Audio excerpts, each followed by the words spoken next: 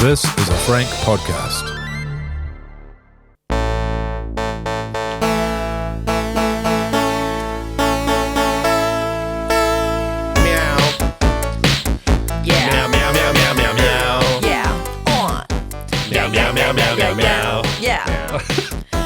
Welcome to the Extremely Casual Gamers podcast, DLC game review time. And today we're chatting about Stray. And it is me doing the review because yes, team, I did it. I finished the game. Huge round of applause actually for Ellie. Thank you. Honestly. Hang on, give myself a clap too. Because I've only known you for about a year, and in that year you have failed to clock a lot of games. Yes. Yeah. So congratulations on getting it done. Thank you so much. Even bigger kudos because you had to take sea legs because it was some of the worst motion sickness you've ever experienced. It was. Now, I do have one quite funny anecdote just to share on that. So, you know how last week I came into the episode and I said that it's got a really weird angle and when I go straight, it goes right. Oh, God. So cousin Beck came around last week to help me get through some levels, and she started playing, and she was like, "Oh my God, I know what you mean. Like this is really hard. Like it's weird." Blah blah blah. Anyway, she plays it for a bit, and she goes, "Ellie, is this your broken controller?" Oh no! And I was like, my God! And I was like, "No, I don't think so," because I'm playing it on my PS4 because I've been playing it in bed. Yeah, that was our suggestion, right? Yeah. And I was like, "No. The white one's the broken one. That one's fine." She's like, "Oh, Ellie, just want to go charge another controller up just in case." Oh, my God. So I went and charged producer Jake's one because he gave me one to borrow. I don't know why I wasn't using that in the first place. Went and charged it. Beck keeps playing this game for a while. And then 20 minutes later, bring the controller down. So it turns out I was using the broken one. And so that's the third game now that I've accidentally used the broken controller. Ellie. I need to throw it out. Ellie, can you grab that broken controller? Can you put it in the bin, please? All right? You do not need it. Oh, my God. I know. I don't know how I F that up again. I feel like I made a joke in last week's episode saying, "Are you not using the broken controller?" Yeah, and I was convinced, like, no, oh my God, you did too. You said it just like that. Yeah. No, and I was so convinced, like, no, stupid guy. Why would I use this? Why would I use like that? an idiot or something, guy? Come on, man. Yeah, no, it turns out I am an idiot. And so Beck started using the new one, and I was like, please don't tell me it's the controller. And she's like, Ellie, it was the controller. Can you please, like, at least get a Vivid or a Sharpie or a permanent marker out and write broken on the broken one? I want to see a video on the ECG for ECG Facebook group of you doing something to at least throw away that controller or make it visible that it is the broken one. Burning it. Yeah. You know, so we can all sit there and now know going forward that you're not going to be using it. Yeah, because this is now, it's affected It Takes Two, it's affected Detroit Become Human, and now it's affected Stray. Yeah. So, turns out... You just string them all together and go, wait a minute. Same. Like, what am I doing? So, No, keep doing it. It's funny content. It's good. Yeah. So once I figured that out, I still got motion sickness a bit because it is actually a little bit jerky. Totally, yeah. But it was not as bad as it had been. So just to paint the picture, so what would happen is the scene would start, you'd take over controlling the cat, and then the camera would slowly pan around to the side every time. Yeah, but it was so subtle, but not. And I genuinely, it honestly felt like it was the mechanics. And I was like, this is so weird. I think it isn't that it is actually part of the game though. Like the cat will be walking across like a fence, and you'll be seeing the cat from its behind, and then the camera will pan. Yes. And then you'll be looking at it side on. Yeah. So I can understand there being confusion of like, well, I'm pressing forward, but now I'm going right. Yeah, and so I thought, oh, maybe this is just the way it works. But for every single situation when I'm controlling the cat. Yeah, nah. So it turns out, All right. it was the controller. So I still felt a bit sick. So yesterday I did a big session of Stray to finish it. Now, if you're listening and you don't know what Stray is, I'll just give you a brief description. Good idea. But essentially, it's made by Blue 12 Studio. They're an indie company, so it's not like a big, AAA sort of like, what are they called? Distribution company? No, developer. Thank you. Developer. It's an indie game, and so it's about a stray cat, and it's kind of a mystery. You've got to escape a long forgotten city. So essentially, it's third person, and it's a futuristic type game. Clearly, you don't know really what's going on, but clearly this is civilization years from now.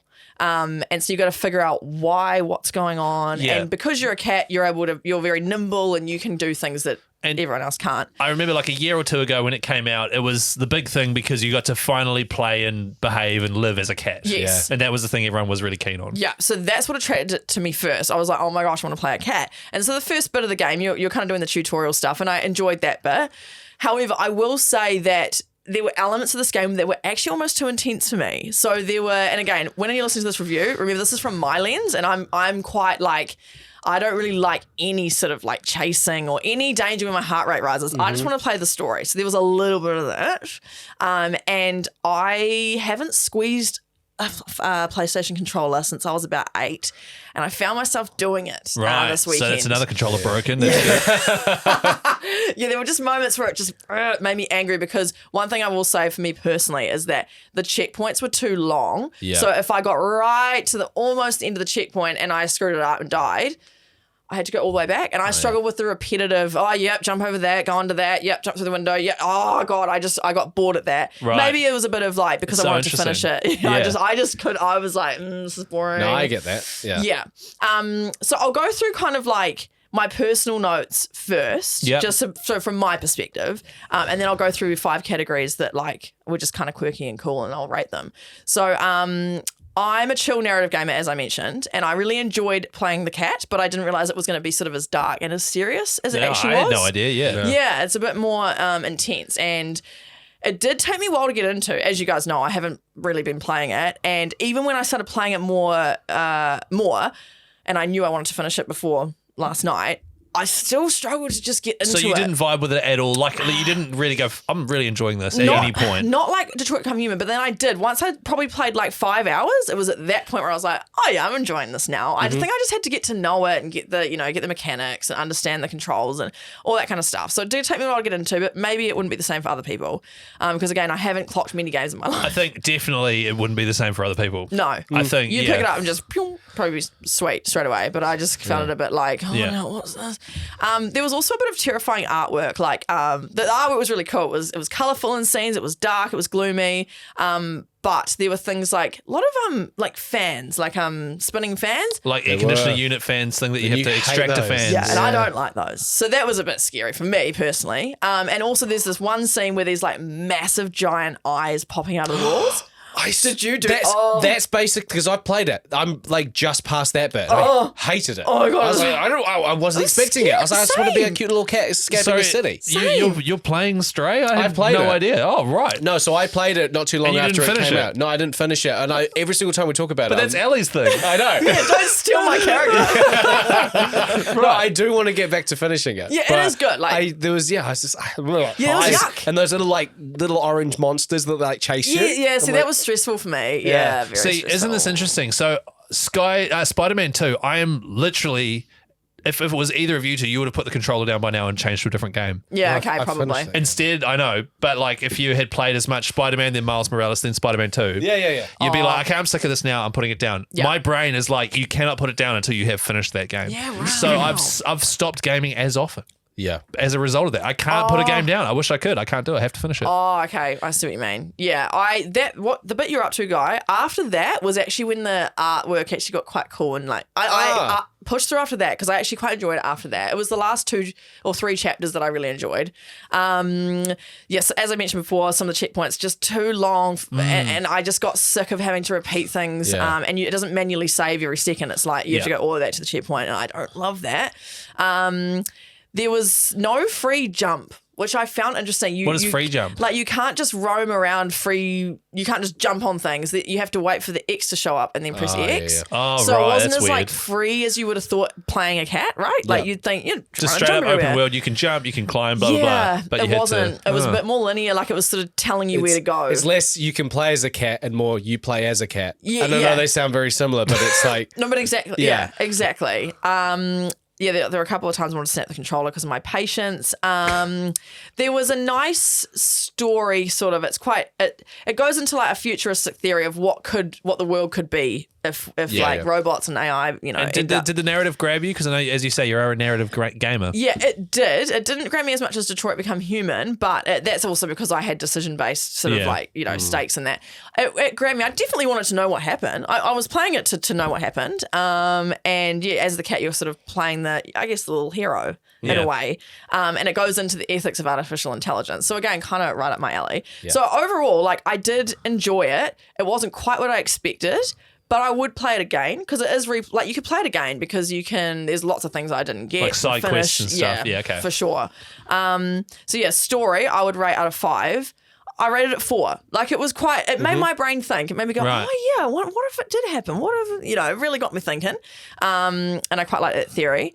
In terms of user experience, this is where it actually scored quite low. This is what brought it scored down a little bit. I feel like the user experience at times was a bit jerky, and so therefore there was motion sickness, which people have said on Reddit as well. Sometimes I found the sandbox exploration a bit too wide. Like I didn't quite know. Where am I looking? Do I really have to walk around this whole area and actually? I hate that. Yeah, there were little bits of. That's just my that. opinion, but I was just a bit like, it's not very. I wish there was like a quest marker or like something that just made me go, come over here, or one that you could turn on or turn off depending on how you want it to Yes. play. You're in exactly. You're in like an abandoned sort of like apartment complex, and you walk in. The objective is like find Derek. Yeah, and you're like, And then you're like, cool.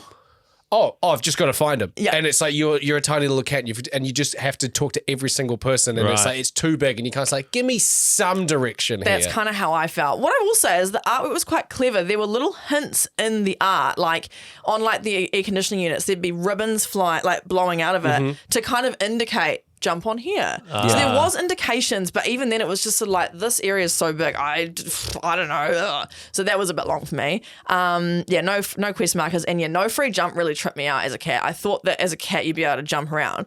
So for user experience, they are an indie company, so like That's all good. I have patience, but I did rate that 2.5 because I feel like it just could have been More of a 2 though, isn't it, Ellie? To be honest, wasn't it? No, it's 2.5. She's so nice. She added a 0.5 there. No, I did half. Like I feel like if a AAA developer grabbed that, it could have been just a bit, obviously, because they got more money. There was just more work to have there. The artwork though on the illustration, I did 4.5. I thought that it was lovely illustration and colours. It was neon. It was pretty. There were very diverse chapters that looked quite different. So I thought the artwork was cool. The gameplay I rated 4 out of 5 because there was quite a lot of variety in the gameplay. So there was like puzzles, so like having to figure out how to like one thing, do that first, do that second. There was chasing, which I didn't like. But if you like chase scenes and you're running away from things, it did feel quite fulfilling when I did win the chase scenes. Like that was fun, but I didn't like the heart rate. It was too much. And then there's other tasks like stealth tasks where you've got to like hide from these little flying robots. And so there was like a good variety of types of gameplay. There was no combat, which I liked. I don't want to fight anyone. And then the extras, there was just random cute little like you could meow, you could go up to a little cushion and sleep, you could scratch on doors, you could trip people up. I thought they were quite cool little cat related quirks that you could just do. Cool. When you get in the bucket and slide down Yes, the power that line, was my and he's other like, one. meow. It's like, it's so cute. This little cat and its little paws are like sitting out of the bucket, just like flying down the power line. So that was quite cool. So just for like the extra sort of like pizzazz, I gave that 4.5. Like I just thought it was, you could tell it was like thought out and they'd put some effort into it, especially for a company that's just an indie developer. Yeah, of course. So overall, it means that my score for Stray was 4 out of 5. So like pretty high. Solid. Like it was good. I just think that maybe next time I would go a bit more chill, do it a bit more slow. Make it more catty. Maybe make it a bit more catty. Well, that's a good sort of PSA for anyone who's thinking about playing and wants to play as a cat. It's like it's not just a cat simulator. There's actually quite a lot of like dark stuff going on, obviously, which I had no idea about. No, neither did I when I went into it. It's actually quite So it's probably not even a cozy game then, is it? Not really. Like a lot. Elements of it were nice, but to be honest, no. I wouldn't say it was a cozy game. There was a lot of heart rate going up. But it was achievable for me, who's not a huge gamer. I could do it. Yeah. I have a question. For someone who wants to play a game, maybe their wife, partner they want them to be involved, or like, hey, come play this game with me, or hey, I think we would enjoy playing this game, or you could watch me. Do you think it's one of those games? Yep, you could definitely. I reckon Work you could together? definitely. Yep, you could start do checkpoints each. You could do that. You could definitely watch it. It's fun to watch because the cat's so cute and it's always helpful with puzzles as well. You Yes. can both, Yeah, solve there were them. a couple of things where I was just like, I kind of thought I had the puzzle and I was like, oh, what is it? Is it that? And so having a partner there would have been cool to work together. So yeah, you could definitely do it together on the couch. Cool. Yep. Yeah, so, or wherever. And then play straight. and then And then afterwards. Bloody good. So 4 out of 10, Ellie rates 4 Stray. out of 5. 4 out of 5. Yes. Well, you really brought it. Yeah, Jesus. 4 out of 5, Ellie's rating for Stray. There you go. And that's available on like PS5, PS4. You can get it on PC PlayStation 5. well. If you've got the PlayStation 5 Deluxe, you can just grab it. You can just get it for free. Yeah. But well done, Ellie. That was Great overall, review. Comprehensive review. Well done again. Thank you so much for listening. It's been great to be here. And I don't know what I'll play next, but it'll take me 4 months to decide. So